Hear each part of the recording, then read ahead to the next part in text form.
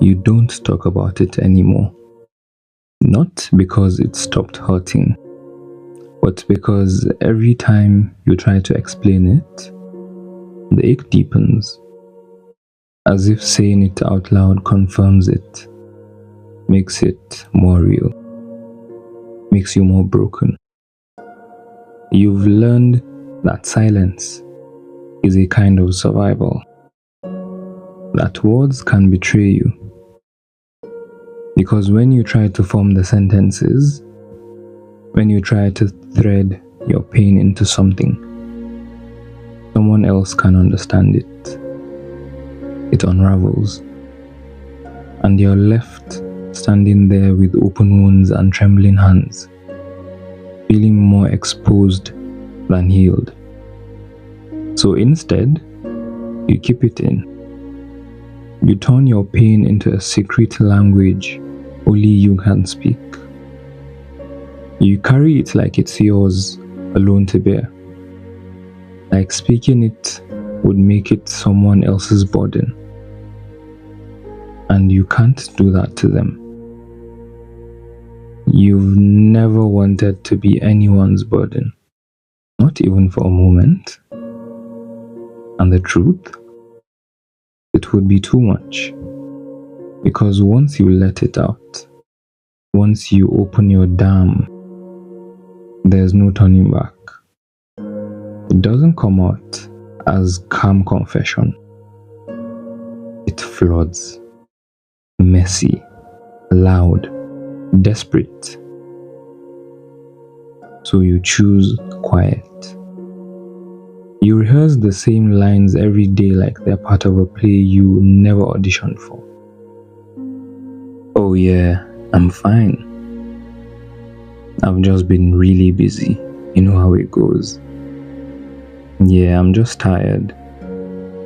And people accept it. Not because they believed it, but because it's easier. It's easier for them to nod and move on than to look closer and risk seeing something they don't know how to hold. So you become an expert at camouflaging grief, at tucking it into your tone, at stitching it behind your smile. And sometimes, late at night, when the mask comes off and your face sinks into your pillow, you whisper the things you can't say to anyone. Things like, I'm not okay. I don't know who I am anymore. I don't think I have the strength to keep pretending. But even then, you're careful not to make too much noise. Because no one ever taught you how to scream without apology. You've become a quiet container for chaos. Other people's chaos. You're the friend people vent to at 2:17 a.m. The sibling who always checks in. The co-worker who keeps the team steady. The partner who never falls. You're everyone's strong one. And that title, it sounds like a compliment. But it's a cage. Because no one wonders how you're doing. They assume you're solid. Because you always have been. Because you show up. You listen. You soothe. You absorb. But who's listening to you? Your strength has become your isolation. You've taught everyone that you don't need help. That you're okay with carrying the weight, but you're not. You just didn't know how to say no without sounding selfish. You didn't know how to say, I'm not okay, without fearing they'd stop leaning on you. And what would that mean for your worth? So you kept saying yes. You kept being the landing place for everyone else's breakdowns. And now, you're crumbling silently under the rubble of other people's pain. You've become so skilled at fixing everyone else's mess that no one even imagines you have any of your own. But you do. I know you do. You have entire hurricanes inside you that no one's ever witnessed. Because while they're falling apart in your arms, you're hiding your own wreckage behind a carefully constructed smile. And some nights, when it's quiet, when your phone isn't buzzing and no one's asking for anything, you feel the full weight of it all. Like you're suffocating under the pressure of being needed while needing someone for yourself. But who do you turn to when you're the one everyone turns to? What do you do when even your breakdowns are expected to be quiet? You fantasize about being held without having to earn it. About someone saying, "You don't have to be the strong one with me." But that person never shows up. So you keep carrying and carrying and carrying and carrying until one day the silence feels heavier than the scream ever would. You've become a master of presence without participation. You're there physically, you nod, you smile, you laugh on cue. But emotionally, spiritually, you're somewhere else entirely. You've taught yourself how to exist without being seen. Not because you don't want to be noticed, but because being noticed feels dangerous. If someone looked too closely, what would they find? Would they see the emptiness behind your eyes? Would they catch the flicker of exhaustion in your laughter? You've curated your personality like a playlist. Just the right mood, just the right lines, just the right energy. It's easier to be the version of yourself people expect than to risk being the version you really are. The one with needs, fears, softness. The one that's tired of pretending. And so you disappear. Not dramatically, of course. Not in some grand exit. You vanish in conversations, in group pictures, in plans you agree to but secretly dread. You fade in the in-betweens, not gone, but not truly there either. You've built a fortress of functionality. You do your job. You show up to family events. You respond to messages with emojis and exclamation marks. But inside, you're a whisper. A flickering candle in a room no one checks anymore. And the part that aches the most. Sometimes even you forget you're there. You lose track of your own wants, your own voice, your own presence, until someone accidentally says your name and it startles you. Because hearing your name said with intention, with care, with weight, it reminds you that you exist. And sometimes that's almost too much to bear. So you slip back into the shadows, into the version of yourself that's easiest to love, easiest to manage, and safest to hide behind. It doesn't scream anymore. There was a time it roared, loud and vicious. It grabbed you by the throat and demanded to be acknowledged. But now it just sits there. Not loud, not sharp, just present.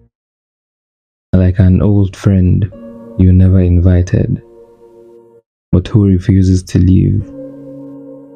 You wake up and it's already with you. You fall asleep and it's the last thing you feel. It's not the kind of pain that makes you cry. No. It's the kind that makes you empty. A hollow kind of suffering. The one that people don't notice because it doesn't leave visible bruises or trembling hands. It just lives inside your chest, quietly. Heavy, constant, familiar. You've learned how to function with it. How to go to work with it pressed against your lungs. How to laugh at dinner while it pulses in your stomach. Some days you even forget it's there until you catch your reflection and wonder when your eyes stopped looking alive. It's not that you want to hurt. You don't. You just don't know how to not hurt. Because this pain, it's become part of your routine. Like brushing your teeth, like checking your phone, like holding your breath in conversations that feel too real. And somewhere along the way, you stopped asking how to get better. You started asking how to survive. You started adjusting your life around the ache instead of healing it. Like rearranging your furniture to accommodate a ghost. And the scariest part? You can't remember what it felt like before the ghost moved in. You're not even sure you would recognize peace if it sat beside you. Because peace feels too quiet, too calm, too unnatural now. So you wait. You wait for something to go wrong, for the other shoe to drop, for the wave to crash, even when there's no tide. Because this stillness, this almost okayness, it feels like a trap. Like if you let your guard down, it will hurt worse when the pain comes back. So you stay guarded, you stay braced, and you keep carrying the pain like a part of you that forgot how to live.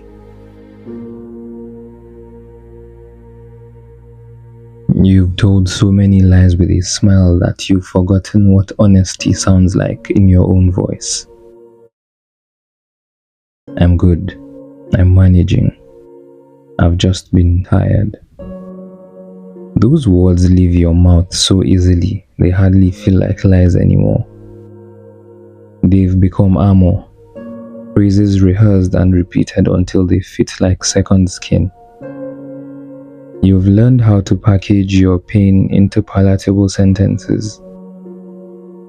The kind that don't scare people away. The kind that keep the room from getting too quiet. But deep down, behind that curated tone and half laugh, your ache for someone, anyone to hear what you're not saying. You hope someone notices that your smile twitches at the corners, that your laughter feels like it's running on delay. You hope someone listens closely enough to hear the fatigue in your words, the way your voice breaks ever so slightly when you say, I'm okay. You want someone to call your bluff, to pause after you answer and ask again. Not out of politeness, but out of real concern, to say, no really, how are you?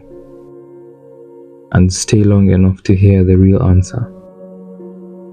But no one ever does. They nod, they smile, they take your word for it. And part of you hates them for it. Not because they're heartless, no. Not because they don't care.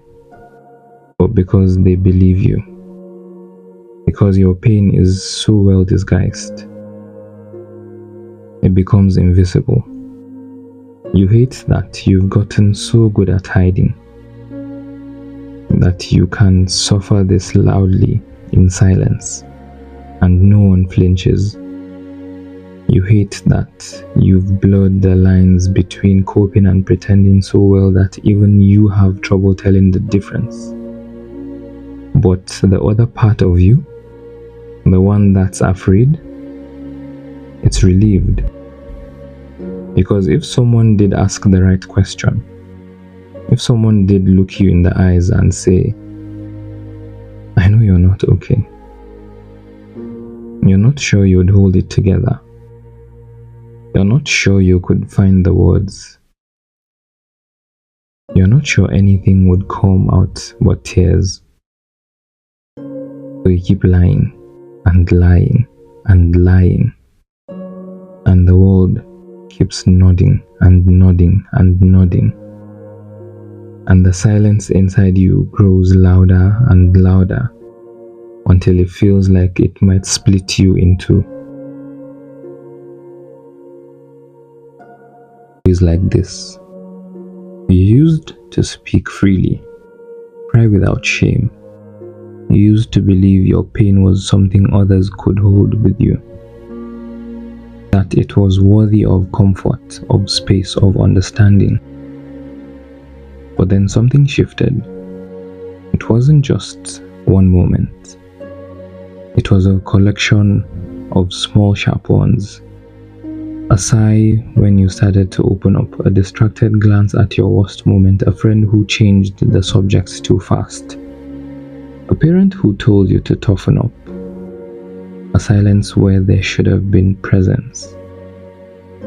You learned slowly but surely that your pain made people uncomfortable, that you were too much, too emotional, too intense, too fragile, too you. So you started editing yourself. First, it was the big things, the heartbreak, the breakdowns. Then it became the smaller aches, the disappointments, the fears, the loneliness. You trained yourself to shrink, to fold your emotions into neat, quiet packages. You rehearsed how to cry silently, how to scream internally, how to wear I'm fine like a badge of honor.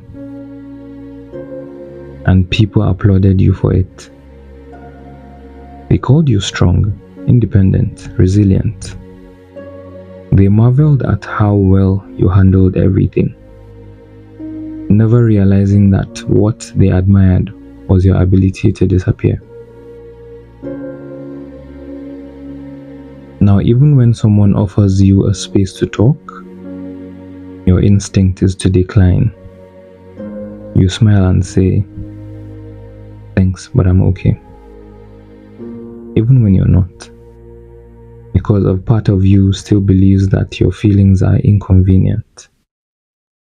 That if you actually said what you're carrying, they would flinch, they would withdraw, they would walk away. And you can't survive that again. So you choose silence. Not because it comforts you, but because it protects you. You carry your pain like contraband, hidden, tucked under layers of smiles and small talk. You don't want to be a weight around someone else's neck. You'd rather drown quietly than risk making someone else uncomfortable. You wake up some mornings and feel it before your eyes even open. That familiar weight pressing against your chest. That inexplicable tension humming under your skin. It's not panic, it's not despair. It's something vaguer, something slower. A heaviness that moves like fog, impossible to grasp but hard to escape. You don't know where it comes from. There's no single event you can point to, no specific heartbreak, no tidy explanation, just this aching presence.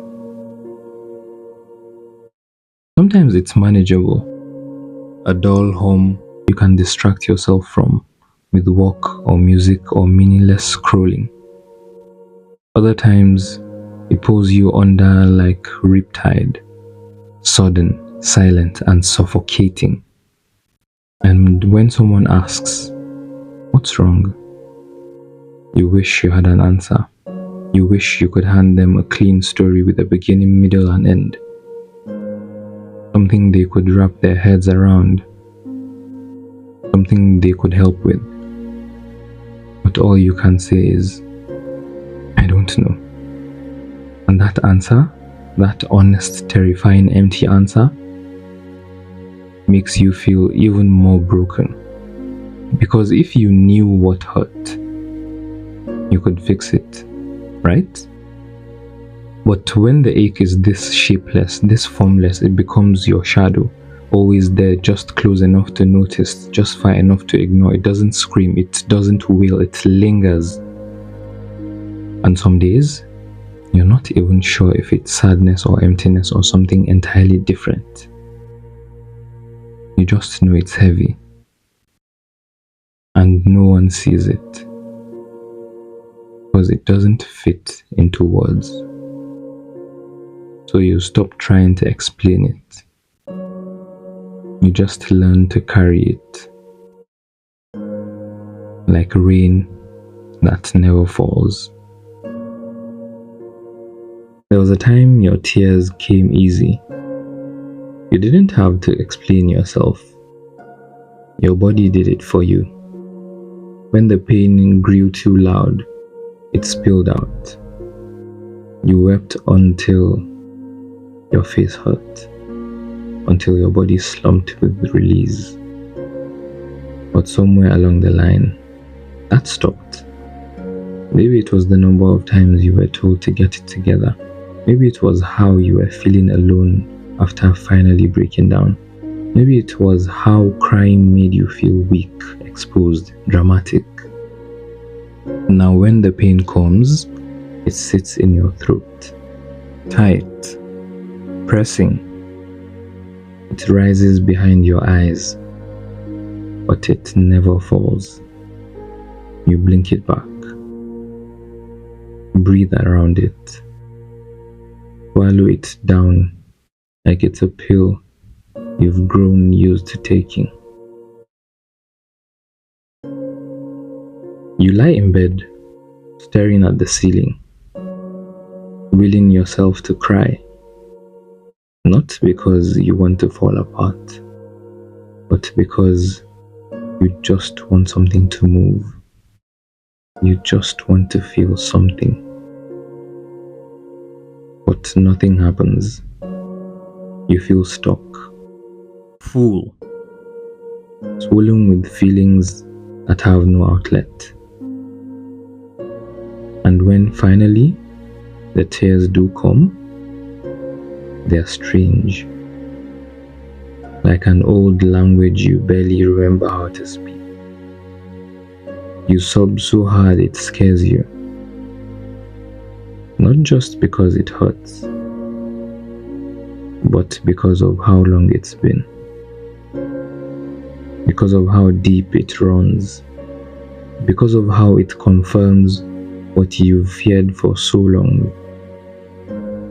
That you haven't really been okay for a very, very long time. You wonder if this is what a grief without loss looks like. If you're mourning something you never had, or something you lost but never acknowledged. You wonder if maybe your tears learn to wait. Wait until you were alone. Wait until the lights were off. Wait until you had no more distractions left. And now, even when you're falling apart, the world simply just doesn't notice. Because you've trained your tears to be quiet. Just like everything else inside you. You don't need them to fix it. You don't need a solution. or a list of things you should try, or advice that starts with at least. You don't need a roadmap, a sermon, a diagnosis, or a breakdown of your feelings. You just need someone to sit with you. That's all.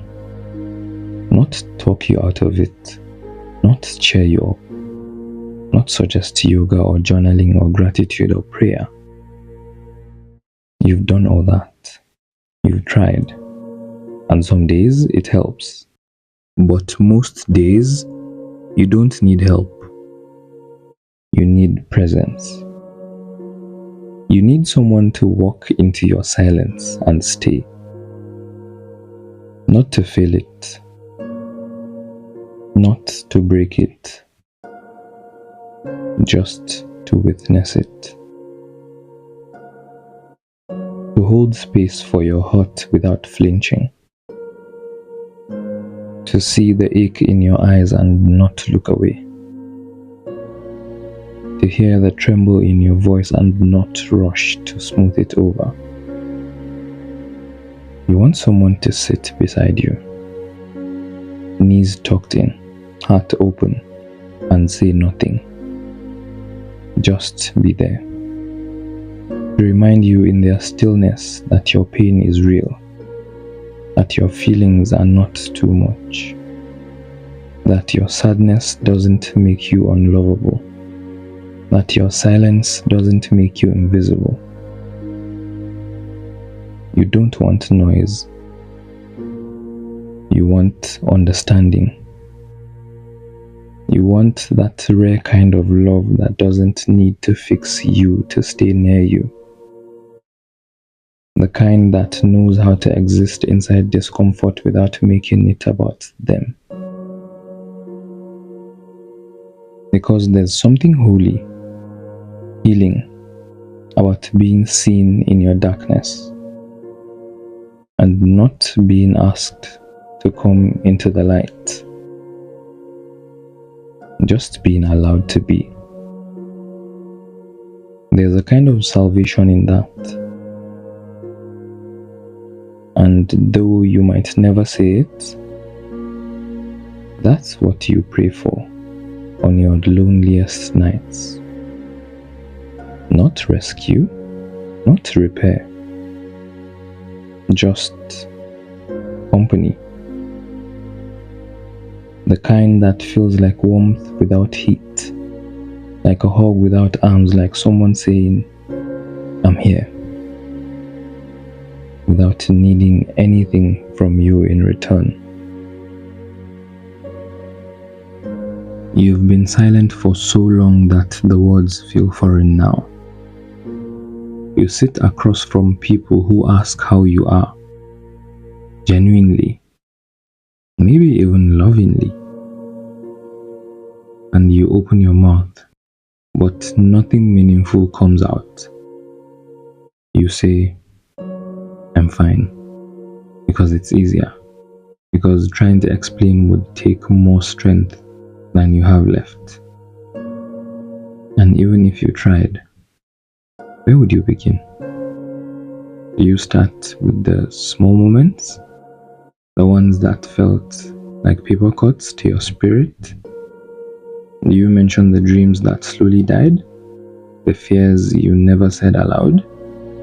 The weight you've been dragging around with a smile?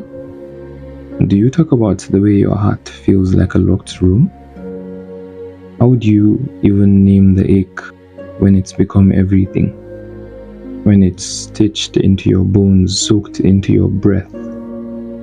It's not that you don't want to be honest. It's that honesty has become too big to carry in conversation. It feels like a flood trying to pass through a pinhole. You fear the moment you do speak, everything will come out all at once. That your voice will crack. That your pain will spill out messy and uncontrolled, and they won't know what to do with it. So instead, you edit, you compress, You reduce years of silent struggle into soft, forgettable sentences. I've just been really tired. You know how it goes. Yeah, things have been kind of heavy lately. Oh no, don't worry, it's nothing really. You hand people fragments of your truth, just enough to hint, never enough to burden. And afterwards, you hate yourself a little, just a little, for not saying more, for shrinking again, for choosing silence when your soul was begging to be heard. But how do you explain what it feels like to be drowning in emotions you can't name? How do you say, I don't even know what's wrong anymore. I just know I'm tired of surviving, without breaking something in yourself or in them. So you stop trying. You let the silence settle. And it becomes your language. A language no one else speaks. A language only pain understands.